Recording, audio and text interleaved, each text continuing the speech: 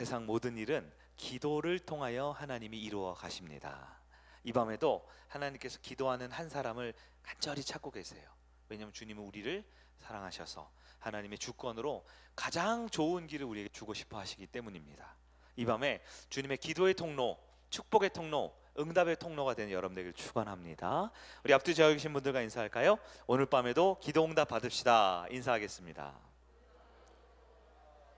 아멘. 네, 또 반가운 얼굴들이 많은데요. 오늘 예배를 통하여 기도 응답 받으시길 바랍니다. 제가 청소년 시절, 문학 소년인 시절, 네.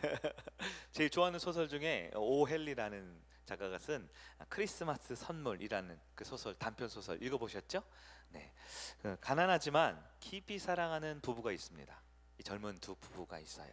그런데 성탄절이 다가오자 서로에게 사랑의 마음으로 선물을 해주고 싶은 거예요, 두 부부가. 그런데 아내는 남편에게 선물을 해주고 싶은데 남편이 무엇이 필요할까 봤더니 남편은 오랫동안 간직했던 좋은 시계가 하나 있는데요. 우리처럼 요즘 손목 시계가 아니고 옛날에는 시계를 이렇게 시계 줄에 달고 이렇게 손에 주머니 넣고 다니던 시절이 있었잖아요. 그 시계가 있는데 뭐가 없었냐? 시계 줄이 없었던 거예요. 그래서 줄을 좀 사주고 싶은데 생각이 있었대요.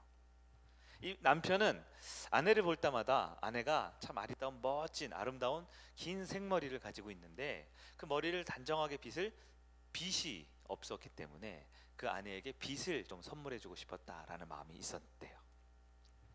결국 이 서로는 서로에 대한 선물을 주고 싶었지만 너무 가난했기 때문에 그 선물을 살 금전적 여유가 없었나 봐요. 그래서 결심을 했습니다. 남편은 어떻게 했을까요? 그 아내에게 예쁜 빗을 선물해주기 위해 그 소중한 시계를 팔아서 그 머리빗을, 예쁜 좋은 머리빗을 샀대요. 한편 아내는요, 아내는 자신의 흰 머리를 잘라서 그 머리카락을 판 돈으로 남편의 시계 줄을 샀다고 합니다. 그리고 성탄절 서로에게 선물을 주게 되는데요. 딱 보는 순간 서로의 선물이 이제 엇갈린 것을 알게 되었지요. 남편에게는 시계는 없고 이제 시계 줄만 남았어요. 아내에게는 예쁜 좋은 머리빗은 주었지만 머리가 이제 짧은 머리밖에 남지 않았던 것이지요. 두 사람은 서로 눈물을 흘리며 서로에게 대한 그런 애틋한 마음과 또 사랑하는 마음으로 한참을 울었다라는 것이 그 이야기의 결론입니다. 이 이야기를 여러분 보셨죠? 어린 시절에. 여러분, 이 두 부부는 서로 선물이 엇갈렸어요. 그리고 어쩌면 서로에게 준 선물이 상대방에게 전혀 필요 없는 선물이 되어버렸어요. 여러분, 이 두 사람은 불행해졌을까요? 불행했을까요? 네, 오헨리는 거기서 말하는 바가 있지요. 두 사람은 서로 필요하지 않은 선물을 주고받았지만 서로가 서로에게 가장 좋은 선물이 되었다라는 것이 그 소설이 주는 교훈인 것 같습니다. 가족은 서로에게 선물이 되어주는 존재가 되어야 합니다. 남들은 뭐라 해도 우리 가운데 부족한 연약함이 있어도 가족은 서로에게 선물이 되어주는 존재가 되어야 하는 것이지요. 그런데 우리 현실 세상에서는 쉽지 않습니다. 왜냐하면 가족 안에서도 갈등이 있거든요.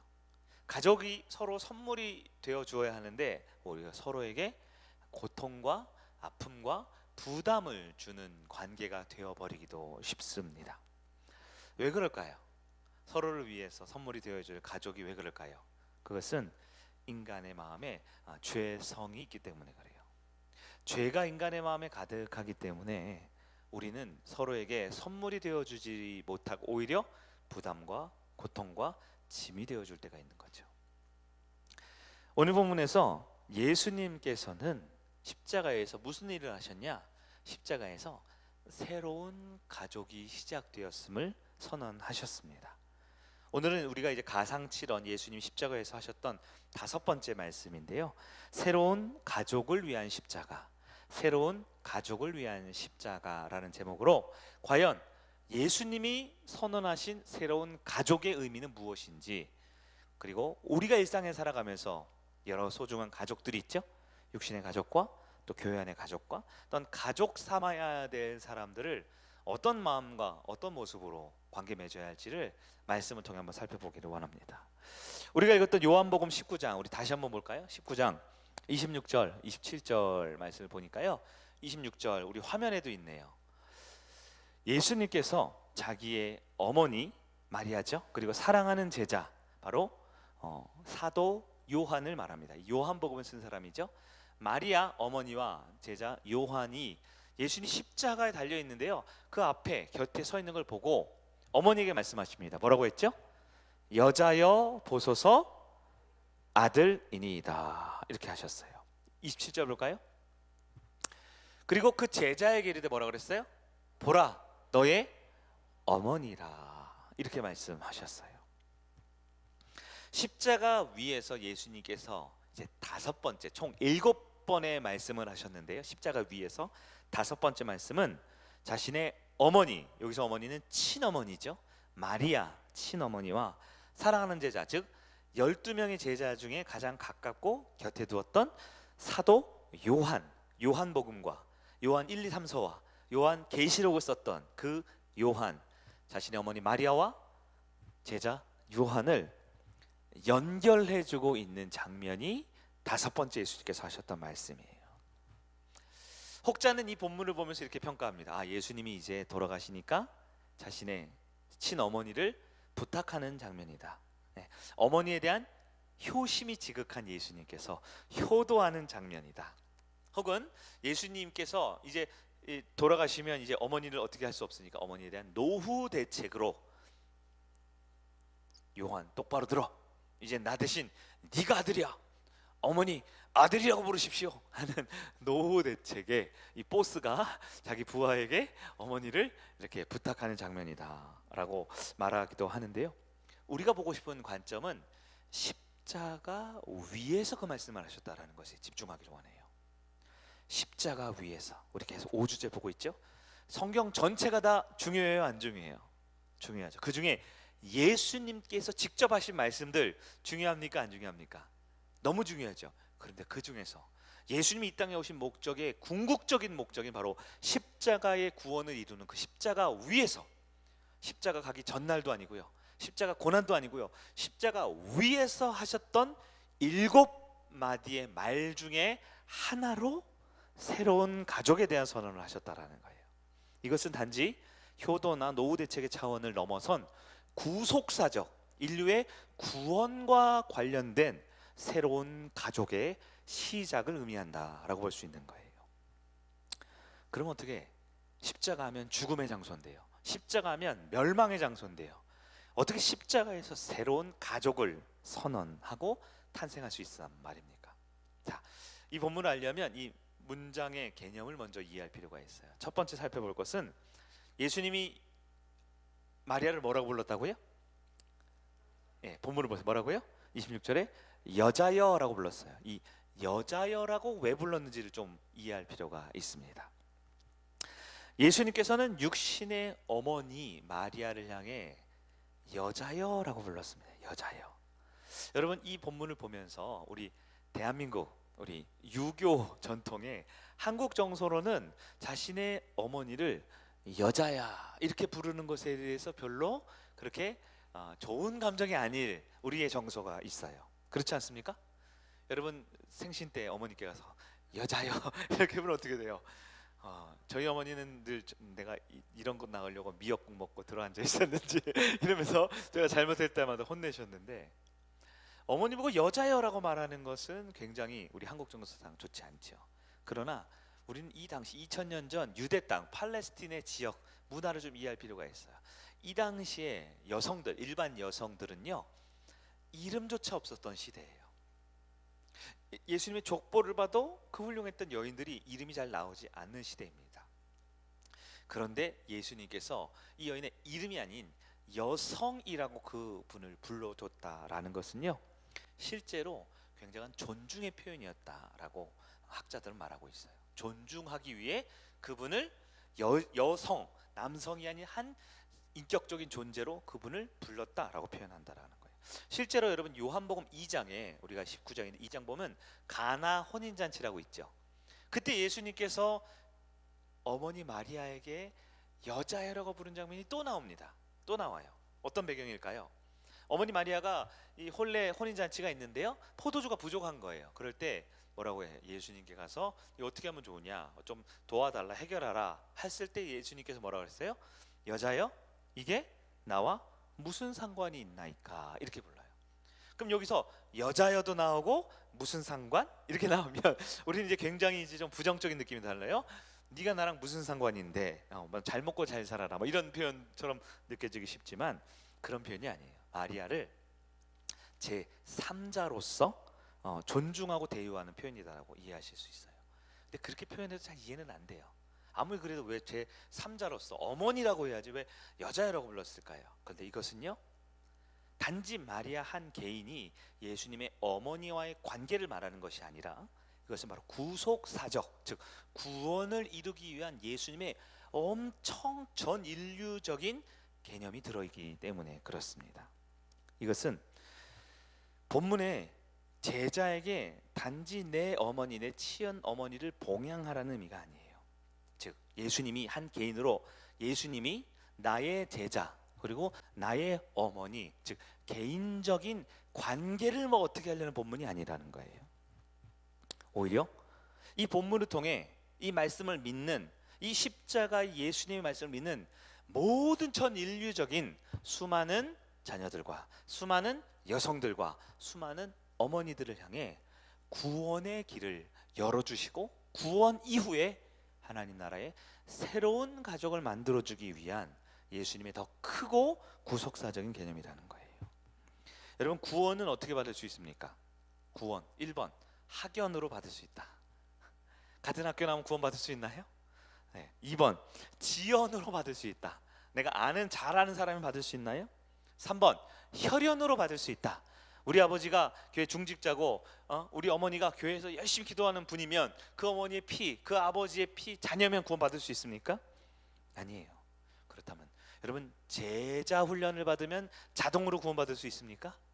아닙니다.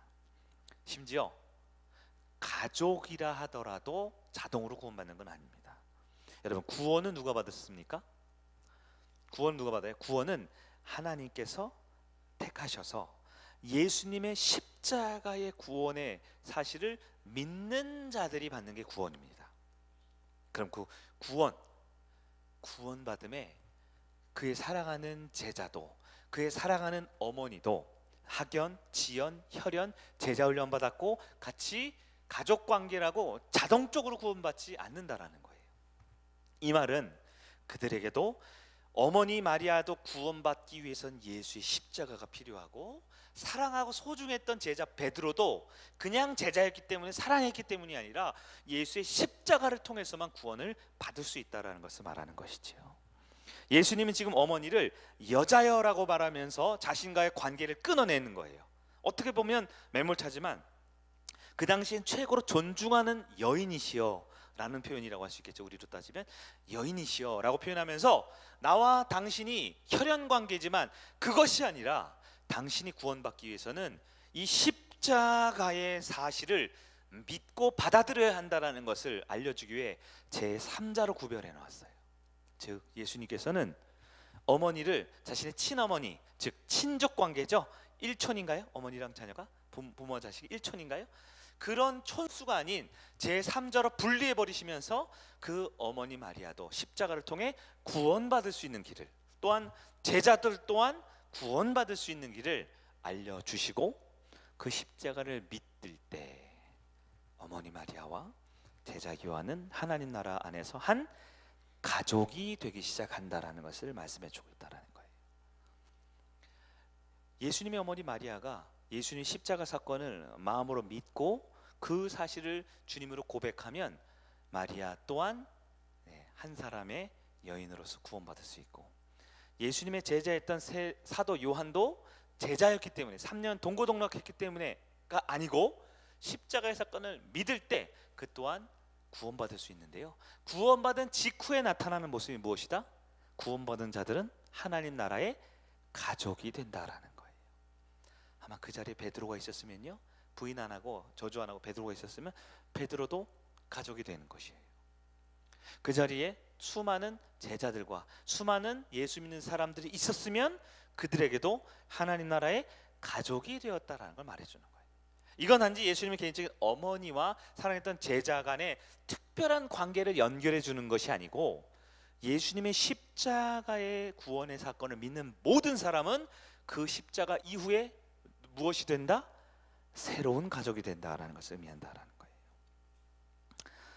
예수님께서는 부활하시고 승천하신 이후에 하시는 게 무엇일까요?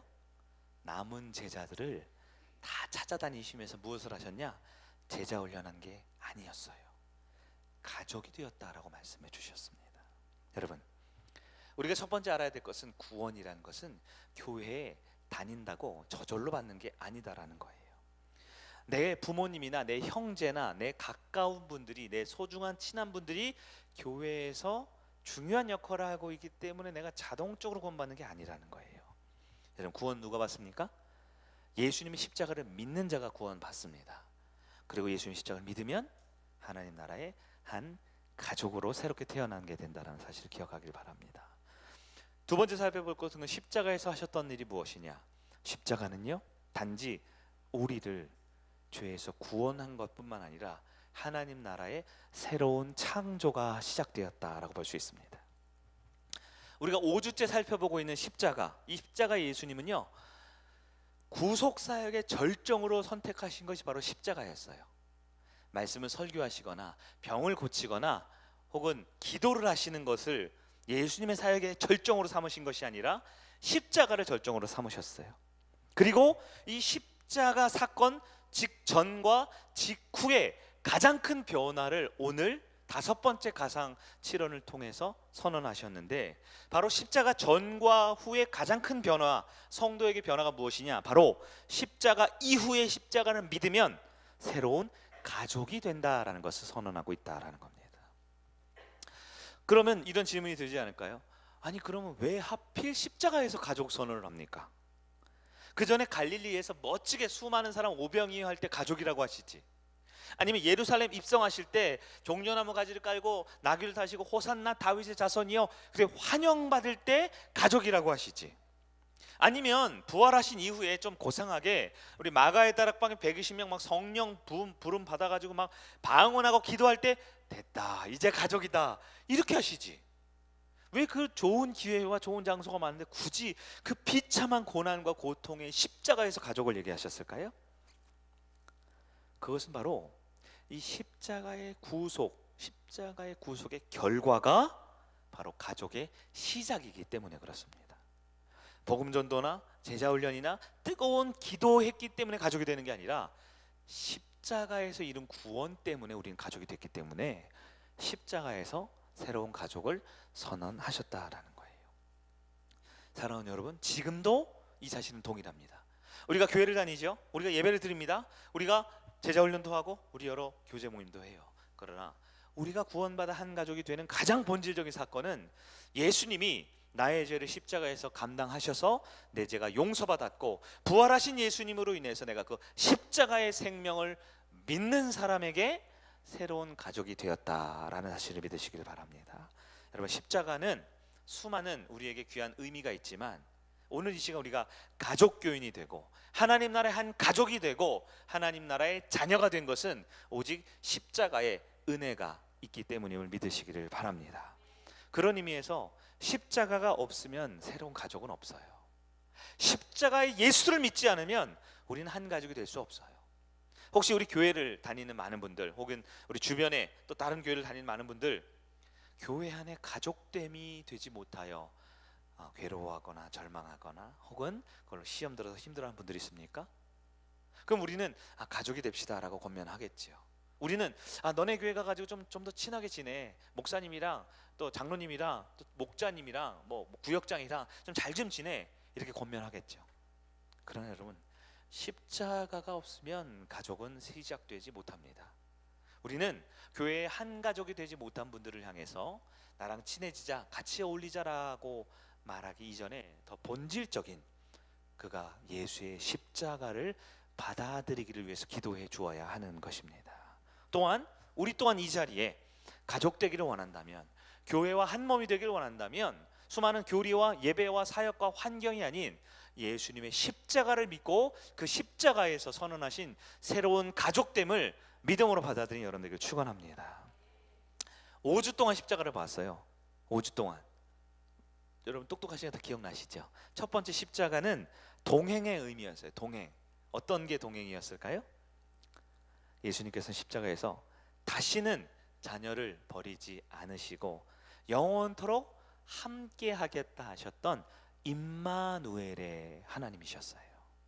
그래서 십자가는 임마누엘, 함께 하심의 의미를 가지고 있죠. 또한 두 번째 십자가는 자유의 의미를 있었어요. 자유. 왜 자유죠? 우리는 죄를 지었지만 그 죄의 책임과 죄의 형벌로부터 예수님께서 십자가에서 완전히 죄의 형벌과 죄의 책임을 감당하셨기 때문에 우린 죄로부터 자유롭고 죄의 형벌로부터 자유를 얻을 수 있는 사람이 되었다라는 거예요. 십자가는 우리를 구원하는 역사가 있었습니다. 하나님의 주권적인 개입으로 어떠한 죄인도, 심지어 어떤 죄인이었어요? 6시간 전만 해도 예수님을 향해서 저주하고 비난했던 극악무도한 죄인도 불과 몇 시간 가기 전에 예수님께 돌아와서 하나님의 나라에 천국에 들어가는 놀라운 주권적인 은혜의 구원을 경험하는 것이 바로 십자가였습니다. 또 십자가는 믿음의 은혜가 있었죠. 믿음? 어떤 믿음이었어요? 하나님의 주권에 대한 신뢰. 결국 하나님께서 하나님이 하신다라는 그 완전히 맡겨드리는 믿음이 바로 십자가에서 예수님께서 선언하셨던 믿음의 모습이었어요. 오늘 다섯 번째인데요, 뭐였어요? 십자가는 새로운 가족의 시작입니다. 하나님을 믿는 자녀는, 예수님의 십자가와 부활을 믿는 자녀는 그 십자가 때문에 새로운 가족이 되었다라고 선언하고 있는 거예요. 여러분, 십자가는 단지 우리의 구원을 위한 2000년 전에 있었던 역사적 사건뿐만이 아니라 하나님 나라가 다시 시작하는 것입니다. 하나님이 함께 하시는 것이고 우리에게 진정한 자유를 주는 것이고 진정한 구원을 주시고 참 믿음을 주시고 새로운 가족으로 만들어 주시는 그 십자가를 받아내는 여러분 되길 바랍니다. 그럼 세 번째로, 그러면 가족이 어떻게 시작될까요? 가족이 어떻게 시작됩니까? 우리 요한복음 1장 12절 말씀 봅니다. 요한복음 1장 12절. 우리 자녀의 권세반 주제 말씀이죠. 함께 읽어봅니다. 시작. 영접하는 자, 곧 그 이름을 믿는 자들에게는 하나님의 자녀가 되는 권세를 주셨으니. 아멘. 누가 하나님의 자녀가 돼요? 영접하는 자. 영접한다는 게 뭐예요? 곧 예수의 이름을 믿는다. 여러분, 영접하는 것, 예수의 이름을 믿는 것, 그게 뭘까요? 그게 바로 십자가를 믿는다는 겁니다. 십자가를 믿고 십자가의 구원을 받아들이면 하나님 나라의 새로운 가족이 시작되어 호칭의 변화가 일어난다라는 것이에요. 자, 예수님 십자가에서 달려 죽으시고 사흘 후에 부활하셨습니다. 우리는 이것을 예수님 십자가 구원은 2000년 전에 있었던 사건으로 여기지만 실제 그 당시 예수님과 함께했던 사람들과의 관계를 좀 볼 필요가 있어요. 예수님의 제자들이 있었죠. 제자들은 예수님과 관계가 뭐예요? 제자들은 선생님과 제자였죠. 그런데 놀라운 이야기가 나오는데요. 예수님 부활 직후에 예수님께서 제자들 보고 뭐라고 부르셨을까요? 우리가 관심 있게 안 보면 이렇게 잘 모르는 본문이에요. 요한복음 20장입니다. 오늘 본문 한 장 넘겨서 요한복음 20장 17절입니다.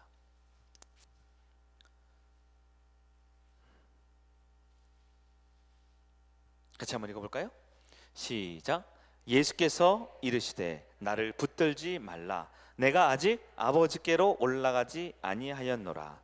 너는 내 형제들에게 가서 이르되 내가 내 아버지 곧 너희 아버지 내 하나님 곧 너희 하나님께로 올라간다 하라 하시니. 아멘.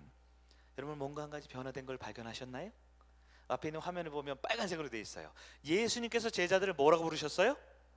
네, 형제들에게 가서라고 말씀하셨어요. 그 전까지는요, 이런 표현이 단 한 구절도 나오지 않는다는 사실. 예수님께서는 십자가에서 그 자리에 현장에 있었던 어머니와 누구요? 사도 요한, 두 사람만 있었기 때문에 말씀하셨지만 예수님의 십자가를 믿는 모든 자녀들에게 그 이후에 말씀하셔요. 이후로는 너희가 나는 제자와 스승이 아니라 한 형제가 되었다. 왜 형제가 되었어요? 한 아버지를 믿고 있기 때문에 표현하신 것이죠. 그래서 내가 내 아버지, 근데 내 아버지가 누구예요? 곧 너희의 아버지. 이 말씀은요, 당시 유대문에 엄청난 충격이었어요. 왜냐하면 예수님께서 자기가 하나님, 성부 하나님, 우리는 예수님을 하나님의 아들로 믿고 있잖아요. 근데 그 당시엔 그게 말도 안 됐죠. 신성 모독이었죠.